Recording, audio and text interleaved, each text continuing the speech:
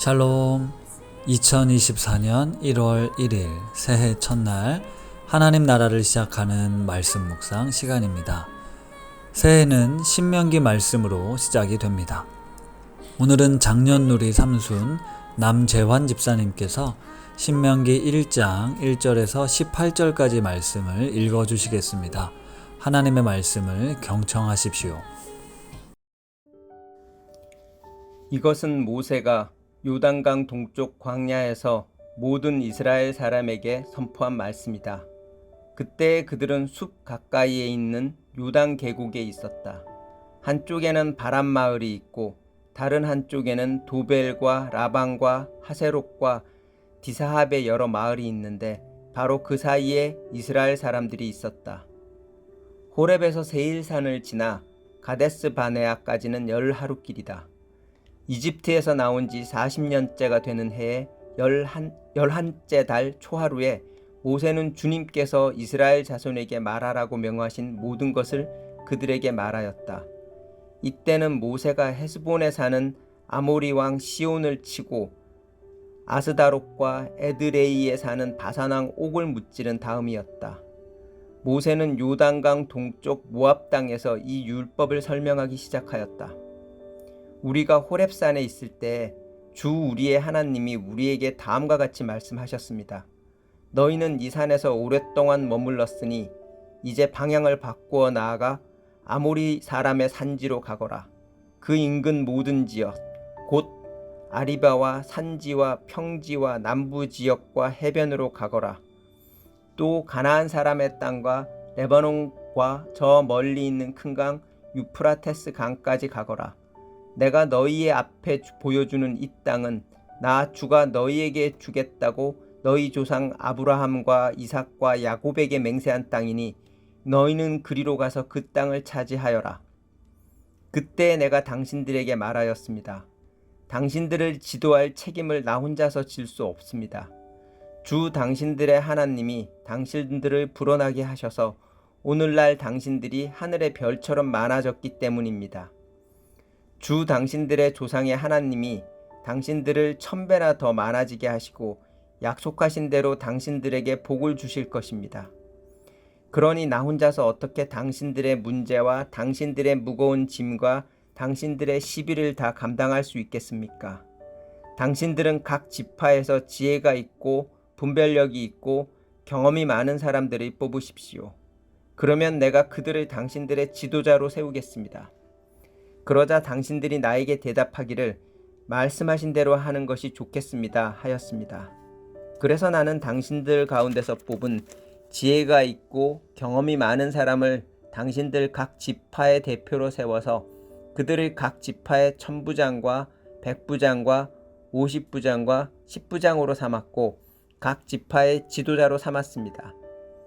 그때 내가 당신들 재판관들에게 명령하였습니다. 당신들 동족 사이에 소송이 있거든 잘 듣고 공정하게 재판하시오. 동족 사이에서만이 아니라 동족과 외국인 사이의 소송에서도 그렇게 하시오. 재판은 하나님께 속한 것이니 재판을 할 때에는 어느 한쪽 말만을 들으면 안 되오. 말할 기회는 세력이 있는 사람에게나 없는 사람에게나 똑같이 주어야 하오. 어떤 사람 앞에서도 두려워하지 마시오. 그리고 당신들이 판단하기 어려운 것이 있거든 나에게로 가져오시오. 내가 들어보겠소. 그때 나는 당신들이 해야 할 일을 모두 가르쳐 주었습니다. 아멘. 신명기라는 책의 이름은 한자어로 풀면 되풀이할 신자를 써서 되풀이된 명령으로 해석할 수 있습니다. 영어로는 듀트로노미라고 부르는데요. 듀트로는 두 번째의, 놈은 율법이라는 의미인데 합쳐서 두 번째 율법이라는 뜻이 됩니다. 이 신명기 책의 제목은 신명기 17장 18절에 있는 말씀 중에 한 단어를 통해서 가져왔는데요. 제가 읽어드리면 그가 왕위에 오르거든 이 율법서의 등사본을 레위 사람 제사장 앞에서 책에 기록하여 라는 구절에 등사본이라는 단어가 나옵니다. 복사본이라는 뜻인데요. 율법을 계속해서 복사해서 간직하라는 단어, 통해서 신명기라는 책의 제목이 나왔습니다. 그래서 신명기 말씀은 계속해서 반복되는 명령이 있습니다. 하나님의 말씀을 잘 들어라. 그 말씀을 잘 지켜라. 그래야 복받는다. 그래야 살 수 있다. 마음과 뜻과 정성을 다해 하나님을 사랑해라. 그 중에 가장 대표적인 구절은 우리가 너무나 잘 아는 쉐마의 말씀입니다. 이스라엘아 들으라. 우리 하나님 여호와는 오직 유일한 여호와이시니 너는 마음을 다하고 뜻을 다하고 힘을 다하여 내 하나님 여호와를 사랑하라. 오늘 내가 네게 명하는 이 말씀을 너는 마음에 새기고 내 자녀에게 부지런히 가르치며 집에 앉았을 때에든지 길을 갈 때에든지 누워있을 때에든지 일어날 때에든지 이 말씀을 강론할 것이며 너는 또 그것을 내 손목에 매어 기호를 삼으며 내 미간에 붙여 표로 삼고 또 내 집 문설주와 바깥문에 기록할지니라는 말씀. 여기에도 하나님의 말씀을 마음에 새기고 가르치고 배우고 또 보고 읽고 묵상해라. 그리고 실천해라. 이렇게 강조하고 있습니다. 마음을 다하고 뜻을 다하고 힘을 다하여 하나님을 사랑하는 것은 다름 아닌 그 말씀을 지키는 것입니다. 예수님께서도 나의 계명을 지키는 자라야 나를 사랑하는 자니 라고 말씀하셨습니다. 사도 요한도 요한 1서에서 말합니다. 하나님을 사랑하는 것은 이것이니 우리가 그의 계명들을 지키는 것이라. 말씀을 가까이 하고 그 말씀을 붙들고 말씀대로 살기 위해 쓰는 것이 바로 하나님을 사랑하는 표현입니다. 신명기에는 특별히 오늘이라는 표현이 자주 등장합니다. 개역 개정으로 찾아보면 무려 71번이나 등장하는데요. 1장에서부터 34장까지 계속해서 등장합니다. 그래서 신명기 말씀을 모세가 하루 동안 이스라엘 백성에게 들려준 설교로 보기도 합니다. 모세는 지금 가나안 땅을 목전에 두고 이스라엘 백성들에게 온 힘을 다해 자신의 인생의 가장 중요한 설교를 하고 있습니다. 따라서 신명기는 매우 중요한 책이라고 할 수 있죠. 우리가 잘 아는 모세오경은 창세기부터 출애굽기, 레위기, 민수기, 신명기 이 5권으로 이루어져 있습니다. 대부분 창세기 이야기를 좋아하고 또 출애굽기에서는 출애굽하는 장면까지 우리는 흥미를 갖는데 출애굽기 20장부터 시작되는 율법과 성막 짓는 이야기 그리고 레위기와 민수기, 신명기는 그렇게 좋아하지 않습니다.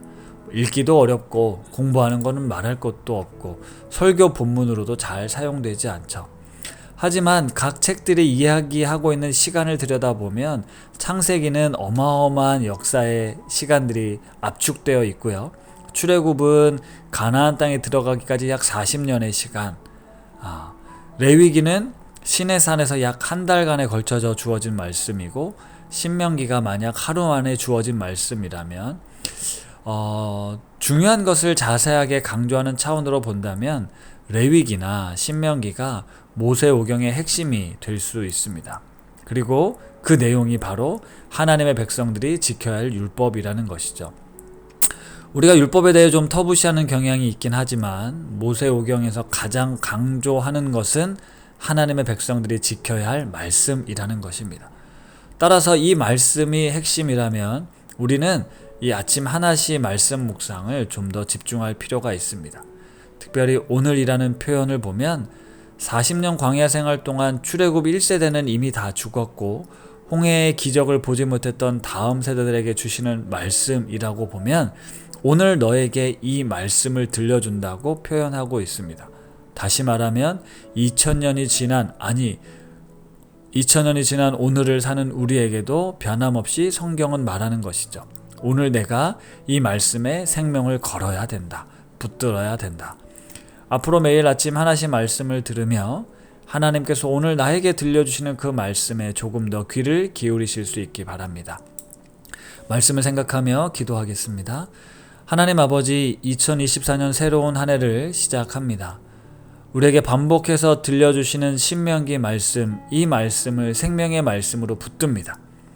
이스라엘 백성들이 가나안 땅에서 하나님의 거룩한 백성으로 살아갈 힘은 오직 하나님을 사랑하고 그분의 다스림에 순종하는 것이었습니다. 믿음으로 살아가기 만만치 않은 상황과 환경이 계속된다 할지라도 하나님의 자녀로서의 정체성을 가지고 길이요 진리요 생명이 되시는 예수 그리스도를 따라가는 올 한 해가 되게 하옵소서. 예수님의 이름으로 기도드립니다. 아멘. 오늘 말씀 봉독해 주신 남재환 집사님의 사연과 추천 찬양입니다. 안녕하세요. 장년 삼순 남재환입니다. 저와 저희 가족은 올해 4월부터 높은 뜻 우신교회를 출석하기 시작했고 얼마 전에 정식으로 등록했습니다. 제 삶을 돌이켜보면 많은 선택과 결정의 순간이 있었습니다. 아내와 결혼한 것, 학위를 한 것, 직장을 옮긴 것, 부천으로 이사를 한 것과 함께 높은 뜻 우신교회로 옮긴 것도 정식으로 등록한 것도 결국은 선택과 결정이었습니다. 아내와 결혼한 것을 제외하면 사실 제가 처음에 원했던 선택이 아니라 여러 가지 요인들로 인해 다른 선택을 할 수밖에 없거나 원래 목표로 했던 것을 바로 하지 못하고 오랫동안 다른 길을 가다 원래의 계획대로 돌아온 것도 많았지만 이런 선택이 항상 저에게 좋은 방향으로 이루어진 걸 보면 바로 그 선택의 순간에 항상 하나님이 저와 함께 하셨다는 걸 믿습니다. 더구나 이런 선택의 순간에 항상 좋은 분들이 제 주변에 계셨습니다.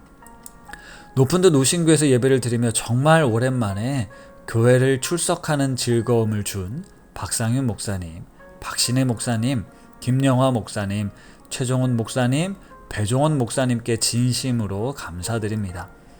25년 전에 읽었던 김동호 목사님이 쓰신 생사를 건 교회 개혁이라는 책을 읽고 목사님의 철학이 제가 생각했던 교회라는 조직과 너무 일치하였고 귀국 후에 일부러 김동호 목사님이 심우하셨던 동안교회에서 개척한 일산 동안교회를 출석했습니다. 20년 동안 일산 동안교회를 출석하다 부천 지역으로 이사를 오게 되며 자연스럽게 김동호 목사님이 세우신 높은 뜻 계열의 교회를 찾게 되었습니다. 높은 뜻 우신교회를 출석하며 제가 처음 성경 공부를 하고 열심을 가졌던 30년 전으로 돌아간 것처럼 느껴졌습니다. 더구나 아내와 저만 아니라 큰아들 하종이와 막내아들 기종이까지 교회 생활을 좋아하게 되었고 덕분에 가족들끼리 공통의 주제가 생겨 더 친밀한 유대감을 형성하게 되었습니다. 특히 두 아들이 교회를 통해 본인들의 삶 속에서 자신감을 회복하는 모습을 보며 아버지로서 해주지 못하는 일을 해주는 교회에 더 감사하게 되었고 이를 이끌어주신 5분의 목사님께 더욱 감사드리고 있습니다. 저와 아내가 교회를 선택하는 과정에 하나님이 저희와 함께 계셨고 하나님은 5분의 목사님을 통해 선한 영향력을 저희 가족에게 미치셨음을 믿습니다. 오늘 제가 읽었던 신명기 본문에서처럼 하나님은 모세를 세우셨고 모세는 각 지파의 지도자를 세웠고 이렇게 세워졌던 지도자들은 주변 사람들에게 재판이라는 선택을 통해 선한 영향력을 미치는 것 같습니다. 동일하게 제 삶의 선택의 순간에 하나님이 함께 하셨고 하나님의 선하심은 제 주변의 사람들을 통해 저에게 나타나신 것 같습니다. 저에게 선하심을 보여주신 많은 분들 중 어려운 해외 생활에서 저희 가족을 챙겨주시고 신앙을 이끌어주시며 제 삶의 어른이 되어주신 2분 집사님 4분들이 계십니다. 그분들에게 언젠가 한번 이런 감사함을 표시했더니 그분들이 저에게 해주신 말씀이 있습니다. 우리에게 고마움을 갚지 말고 집사님 삶에 나타난 다른 이들에게 대신 그 고마움을 갚으라고 하신 말씀을 항상 잊지 않고 있습니다. 제가 그분들을 처음 만났을 때보다 이제는 제가 나이를 더 먹은 사람이 되었습니다. 존경할 만한 어른이 없는 세상에서 저는 그냥 나이만 먹은 사람인지 주변에 선한 영향력을 미치는 어른인지 항상 반성합니다. 제가 가진 작은 영향력으로 가족 내에선 아버지로서, 학생들에게는 선생으로, 과학자 집단에선 원로로서 작게나마 도움이 되는 어른이 되고 싶고 하나님이 저의 삶의 어른으로 저와 항상 함께 계심을 믿습니다. 너무 이렇게 정성스럽게 사연을 보내주셨는데요. 집사님이 추천해 주신 찬양은 선한 능력으로입니다. 우신 가족들 모두 새로운 한 해 선한 능력으로 인도함을 받고 세상에 선한 영향력을 미치는 성도님들 되시기를 바랍니다.